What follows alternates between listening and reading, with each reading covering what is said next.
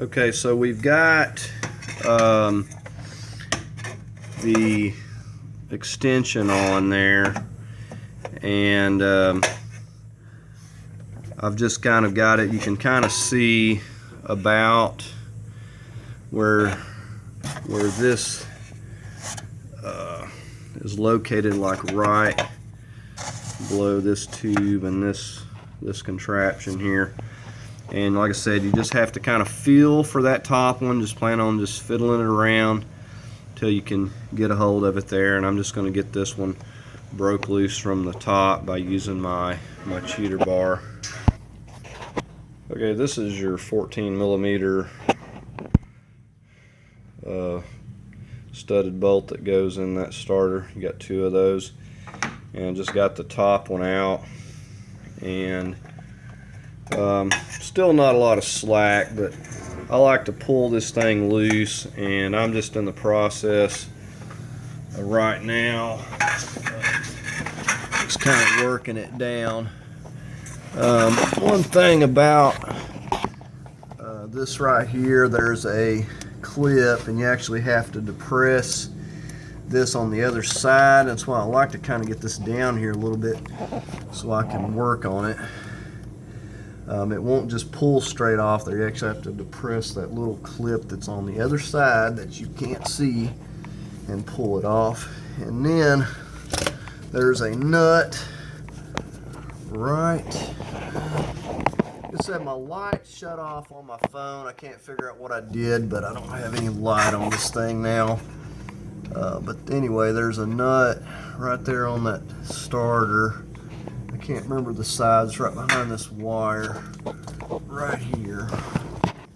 And that's going to be the next thing that we have to get loose there. And then this thing will just come on down here out of the way.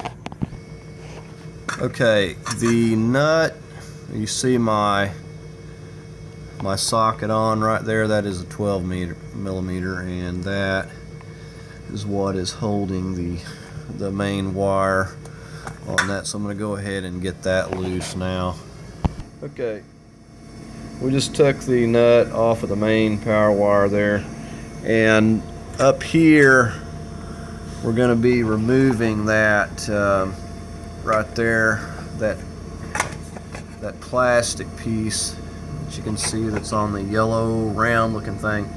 And you'll notice that there are some little plastic tabs. I'm sorry I can't point at this. I'm having to hold this light here if I can get this situated. But right here, these kind of grip. They're little plastic tabs, and you just have to work a screwdriver around that, and this thing will pop up off of that stud there. And that's what we're going to have to do right now. And like I said, you can use a little pick or a screwdriver or whatever. Well, that's the next step, so we'll go ahead and do that.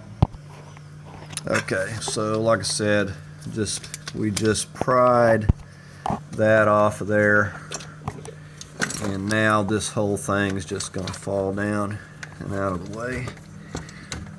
And may have to wiggle it around a little. There's not a whole lot of room. And there's my top stud bolt that fell somewhere and I couldn't find it earlier. And like I said, those are going to be pretty tight, so you'll want to use a cheater bar or breaker bar or something. They're going to be snug if it hasn't been messed with. So here's your starter. Like I said, not a whole lot to it. You just got those bolts and you got that bracket. And so what makes it difficult is that they've got these going in there, and then they've got the bracket going on top of that. And so you got those, and then you got the brackets behind this, and then you got these 12s going on top of that. So you got to get all those loose. And then this nut that's right here is also a 12. And like I said, this little clip that I removed, you just have to get a little pick or a screwdriver and push, and then that'll pull off of there. no big deal. Like I said, once you get this nut off the main power harness, this little plastic black thing just kind of clips around this, so you have to just kind of work your way around it and it pops off. Other than that, you know, it's pretty simple. It's just difficult to get to everything. And let me see if I can show you on this thing here. Still really can't get this thing pulled down, or I would show you, but this snaps on here, and all you do is push right here where my thumb is. You push in and this whole thing pops up. So you just push that way on this part right here where my thumb's at, and that whole thing slides off.